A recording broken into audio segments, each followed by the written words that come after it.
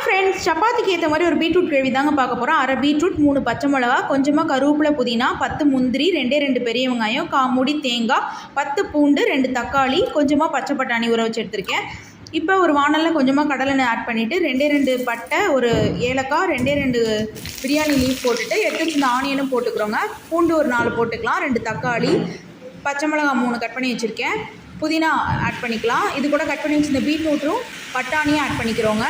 இது கூட தேவையான அளவுக்கு உப்பு போட்டுட்டு கருவேப்பிலையும் போட்டுக்கலாங்க. தேவையான அளவுக்கு காரத்துக்கு சில்லி பவுடர், 1 ஸ்பூன் தனியாத்தூள், ஒரு 4 குட்டி டம்ளர் அளவு தண்ணி. இப்போ மிக்ஸி ஜாரில் தேங்காய், முந்திரி, புதினா ஒரு 4 லீஃப் போட்டுக்கோங்க, பட்டை 2 கிராம்பு, கொஞ்சமாக சீரகம், சோம்பு 1 ஸ்பூன், கொஞ்சமாக பொட்டுக்கடலை அரைச்சி நம்ம கொதிச்சுட்டு இருக்க கிரேவியில் ஆட் பண்ணிடுங்க. 10 மினிட்ஸில் பாருங்கள், சூப்பரான பீட்ரூட் கிரேவி ரெடி. ட்ரை பண்ணுங்கள், ஷேர் பண்ணுங்கள், சப்ஸ்கிரைப் பண்ணுங்கள், கமெண்ட் பண்ணுங்கள். தேங்க்யூ.